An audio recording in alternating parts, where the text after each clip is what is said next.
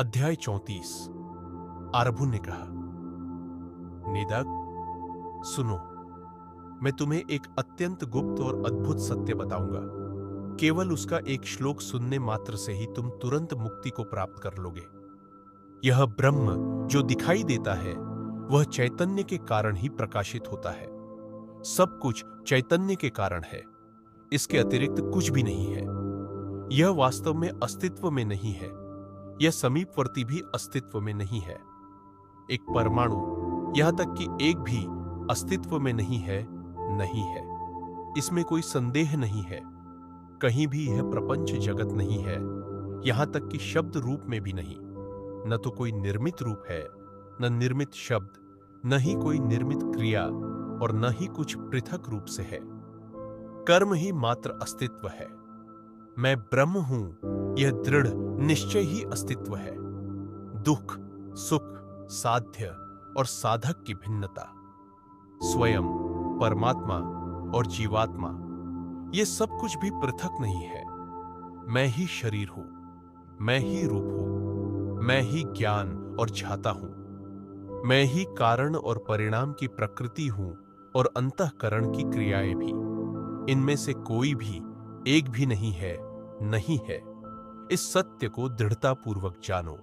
सब कुछ केवल संकल्प मात्र है। यह सारा विश्व ब्रह्म ही है। सत्य का ज्ञान ही परम ब्रह्म है। ओंकार का अर्थ वह जप है जो सुखदायी है। द्वैत, अद्वैत, निरंतर द्वैत तथा सम्मान और अपमान, ये सभी केवल चैतन्य के कारण ही है, अन्य कुछ भी नहीं है। मैं आत्मानंद ब्रह्म हूं। प्रज्ञानम, परम ज्ञान ही वास्तव में ब्रह्म है। इसका स्वरूप, मैं का स्वरूप, प्रिय और अप्रिय की खोज, जो कुछ भी इस जगत में होता है, जो कुछ भी कल्पना में लाया जा सकता है, जो कुछ भी अपने आप में शुभ है और जो चैतन्य से बना है, तुम्हें इस दृढ़ निश्चय में रहना चाहिए कि यह सब ब्रह्म है। मैं ही यहां स्थूल शरीर हूं, मैं ही सूक्ष्म शरीर भी हूं। साथ ही बुद्धि के भेद, मन के भेद, अहंकार और जड़ वस्तुएं भी, ये सब केवल चैतन्य ही है। इसके सिवाय कुछ नहीं। वास्तव में कुछ भी नहीं है। न तो कोई श्रवण है, न मनन, और न ही प्रत्यक्ष ज्ञान की कोई जिज्ञासा। मैं ही वास्तव में वह आत्मा हूं जो परम है। मैं स्वयं किसी भ्रांति में नहीं हूं। ब्रह्म ही सब कुछ है। ब्रह्म ही परम धाम है। ब्रह्म ही कारण और परिणाम है। ब्रह्म ही संसार को पार करने का साधन है। ब्रह्म ही सर्व चैतन्य है। ब्रह्म ही वास्तव में मन है। ब्रह्म ही जीव रूप में प्रकट होता है। ब्रह्म ही हरि रूप में प्रकट होता है। ब्रह्म ही शिव रूप में प्रकट होता है। ब्रह्म ही आत्मा के लिए प्रिय है। ब्रह्म ही शांति रूप में प्रकट होता है। ब्रह्म के अतिरिक्त कुछ भी नहीं है। मैं अस्तित्व में नहीं हूं, यह अस्तित्व में नहीं है। कुछ भी नहीं है। कुछ भी उत्पन्न नहीं हुआ है, यहां तक कि परम से परम भी नहीं। यह अस्तित्व में नहीं है। न ही वेदों का अर्थ, न मीमांसा, वेद कर्म कांडों की व्याख्या, न सृष्टि, न परिभाषाएं, न वेदादि शास्त्र, न विचार, न मेरा मन। कुछ भी मेरा नहीं है।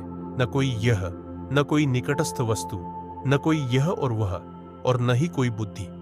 यह सदैव निश्चित है। कुछ भी अस्तित्व में नहीं है। यही सत्य है। सत्य ही है और कुछ भी नहीं। यहां तक कि केवल एक भी नहीं है, न ही यह। भीतर कुछ नहीं है, बाहर कुछ नहीं है, कुछ भी नहीं है। तनिक भी द्वैत नहीं है। कोई सृष्टि नहीं है। कुछ भी देखने को नहीं है। कोई ध्यान नहीं, कोई स्मरण नहीं, कोई विस्मरण नहीं, इनका एक कण भी नहीं। समय या स्थान का कोई ज्ञान नहीं, कोई संकल्प नहीं, कोई अनुभव नहीं, कोई ज्ञान नहीं, कोई पृथक शरीर नहीं, कोई ज्ञानी होने की स्थिति नहीं, और कोई जन्म मरण नहीं। मेरे लिए कोई दुख नहीं, कोई मुक्ति नहीं, और न कोई स्थान है जाने के लिए, चाहे वह अच्छा हो या बुरा। मैं आत्मा भी नहीं हूं, मैं जीव नहीं हूं, न ही मैं कूटस्थ अविकारी ब्रह्म हूं। मैं अचल हूं। मैं शरीर नहीं हूं। मैं कान, त्वचा या इंद्रियों के देवता नहीं हूं। सब कुछ केवल चैतन्य ही है, सब सदा ही अस्तित्वहीन है। अविभक्त स्वरूप का होने से सब कुछ सदा ही अस्तित्वहीन है। हमकार, भय प्रध्वनि की आवश्यकता या उसकी सृष्टि कुछ भी नहीं है, नहीं है, नहीं है, नहीं है, कभी भी नहीं है। पृथक शब्द का अर्थ कोई वस्तु जो पृथक हो या पृथक होने की बात या आत्मा से इतर कुछ भी, यह सब भ्रांति मात्र है। यह अस्तित्व में नहीं है, नहीं है, नहीं है, वास्तव में नहीं है। यहां तक कि अस्तित्व में नहीं है, यह शब्द भी अस्तित्व में नहीं है। सब कुछ केवल चैतन्य ही है, सब वास्तव में सदा अस्तित्वहीन है। सब कुछ ब्रह्म ही है, इसमें कोई संदेह नहीं है। मैं ब्रह्म हूं, इसमें कोई संदेह नहीं है। एकल शब्दों का सीधा अर्थ, शब्दों के समूह का व्यक्त अर्थ, वक्ता, त्रिकों की जोड़ी, ज्ञाता, ज्ञान, ज्ञेय की भिन्नता, मापक और मापनीय, अन्य प्रिय वस्तुएं, शास्त्रों द्वारा निर्धारित जो कुछ भी है, वेदों द्वारा जो निश्चित किया गया है, उच्च और निम्न, परम, मैं परम हूं का ज्ञान, गुरु, गुरु की शिक्षाएं, गुरु जैसा कोई नहीं, गुरु का स्वरूप, गुरु की गंभीरता और स्वयं गुरु का अस्तित्व नहीं है। आत्मा ही आत्मा की गुरु है, अन्य कुछ भी अस्तित्व में नहीं है, इसमें कोई संदेह नहीं है। आत्मा का कल्याण आत्मा में ही है, अन्य कुछ भी अस्तित्व में नहीं है, इसमें कोई संदेह नहीं है। आत्मा का भ्रम आत्मा में ही है, आत्मा कुछ और नहीं है। आत्मा का सुख आत्मा में ही है, अन्य कुछ भी अस्तित्व में नहीं है, इसमें कोई संदेह नहीं है। आत्मा की शक्ति आत्मा में ही है, आत्मा का प्रेम आत्मा के लिए ही है, आत्मा का पवित्र स्नान आत्मा में ही है, आत्मा का प्रेम आत्मा में ही है। आत्मा का ज्ञान सबसे बड़ा फल है। आत्मा का ज्ञान कठिनाई से प्राप्त होता है। आत्मा का ज्ञान ही परम ब्रह्म है। आत्मा का ज्ञान ही सर्वोच्च सुख है। आत्मा के ज्ञान से बढ़कर कुछ भी नहीं है। आत्मा के ज्ञान से अतिरिक्त कोई शास्त्र नहीं है। ब्रह्म ही आत्मा है, इसमें कोई संदेह नहीं है। आत्मा ही वास्तव में ब्रह्म है। वह स्वयं सर्वत्र है। वह स्वयं चैतन्य से परिपूर्ण है। वह स्वयं चैतन्य का विस्तार है। वह स्वयं बिना किसी अंतराल के है। वह स्वयं न तो अनात्मा है न ही अधम। वह स्वयं गुणातीत है। वह स्वयं महान सुख है। वह स्वयं शांति का आत्मा है। वह स्वयं अखंड है। वह स्वयं चैतन्य का आनंद है। वह स्वयं महादेव है। वह स्वयं साक्षी स्वरूप है। वह स्वयं सदा शिव है।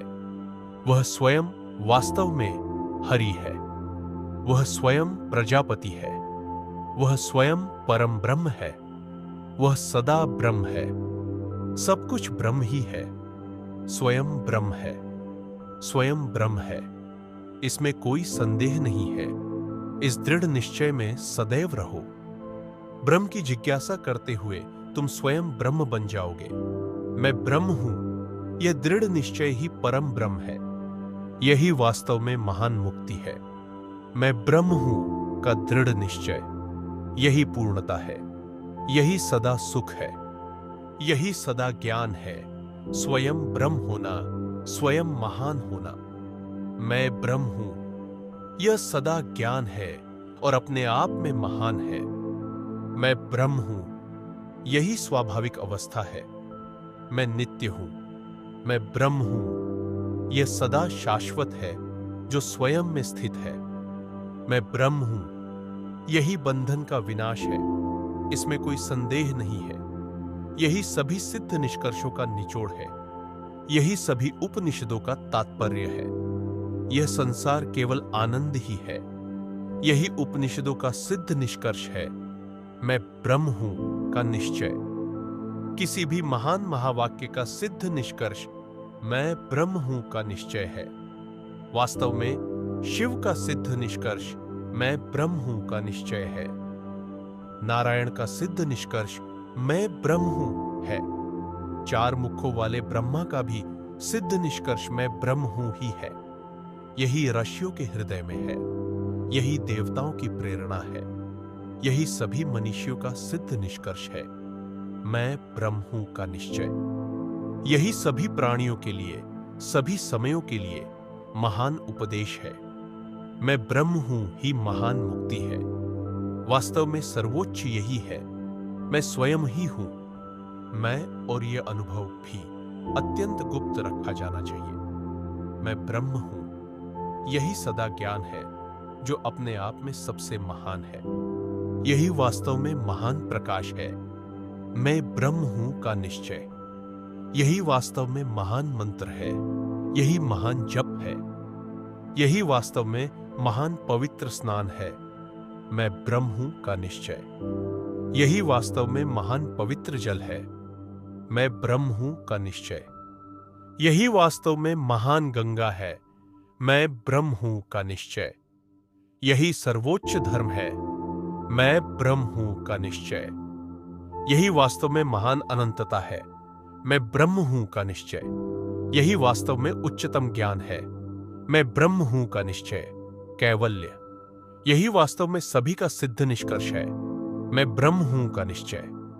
अपने हाथ हिलाते हुए और चिंता रहित हृदय से जलपात्र लिए हुए गोपियां सूर्य मंडल में शंभु के स्वर्ण कमल को देखती है। हर दिशा में फैले अपने हाथों से हर शिव वनस्पतियों के समूहों से जो सर्वत्र जलों के संग्रह से संचित है, इस संसार का पालन करते हैं।